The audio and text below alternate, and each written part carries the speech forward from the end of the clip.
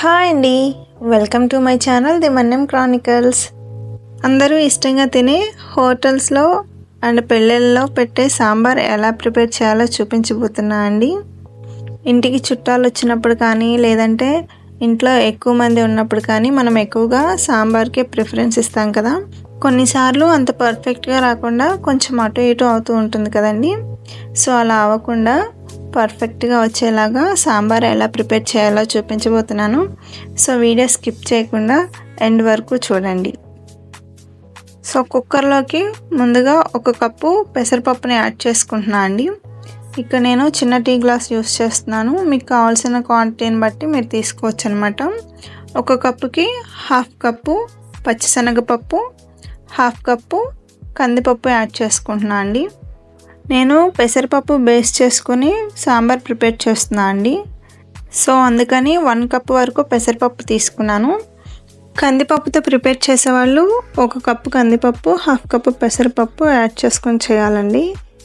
ఇవి మొత్తం 2-3 times wash చేసుకొని మొత్తం మనం తీసుకున్నది 2 గ్లాసెస్ అయింది కాబట్టి 2 గ్లాసెస్కి 4 గ్లాసెస్ వాటర్ తీసుకొని 3 విజిల్స్ వచ్చేంత వరకు మూత పెట్టుకొని కుక్ చేసుకోవాలి.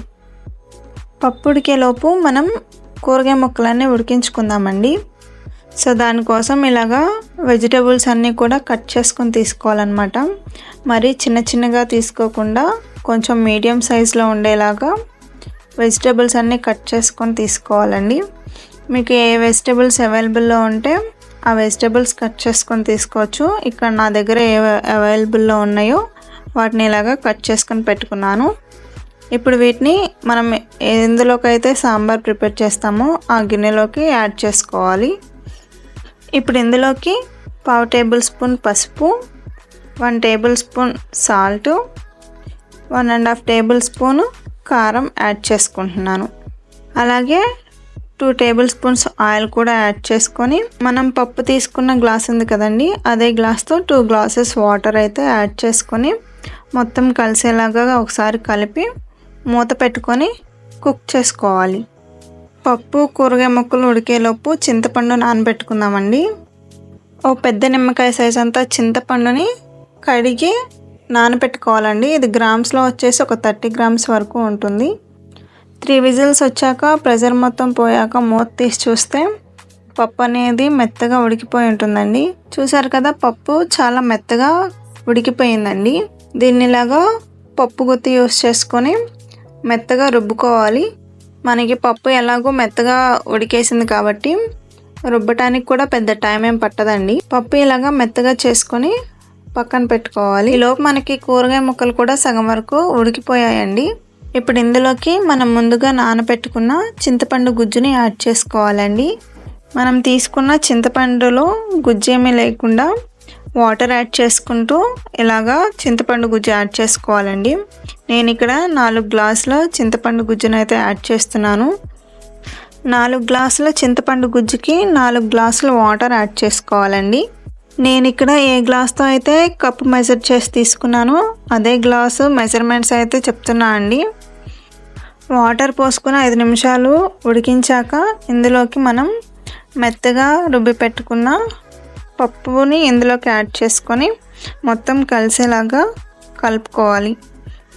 ఇప్పుడు ఇందులోకి 1 table spoon salt, 2 table spoon కారం యాడ్ చేసుకొని మొత్తం కలిసేలాగా కలుపుకోవాలి.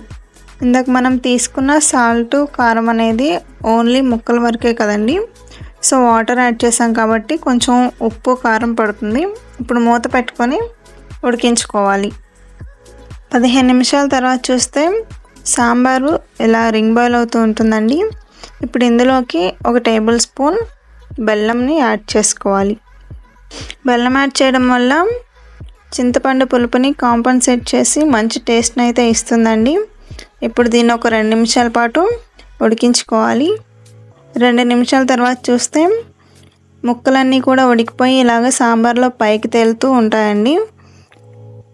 ఇప్పుడు ఇందులోకి 2 టేబుల్ స్పూన్ల సాంబార్ పౌడర్ని యాడ్ చేసుకొని మొత్తం ఒకసారి కలిసేలాగా కలుపుకొని ఒక 2 నిమిషాలు కుక్ చేసుకోవాలండి.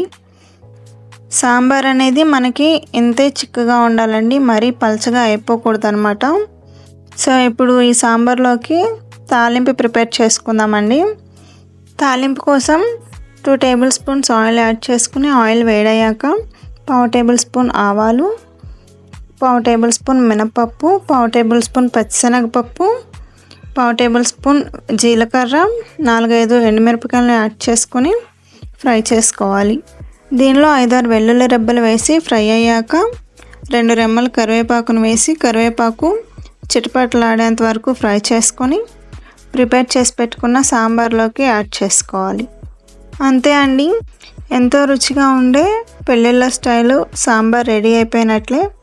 సో ఈసారి ప్రిపేర్ చేసినప్పుడు ఇలా నేను చూపించిన విధంగా ప్రిపేర్ చేయండి, చాలా బాగా వస్తుంది. సో ఈ రెసిపీ కనుక మీకు నచ్చినట్లయితే మీకు ఎలా అనిపించిందో నాకు కామెంట్ చేయండి. అలాగే నా ఛానల్ని సబ్స్క్రైబ్ చేసుకొని మీ ఫ్రెండ్స్ అండ్ ఫ్యామిలీకి కూడా షేర్ చేయండి. Thank you for watching.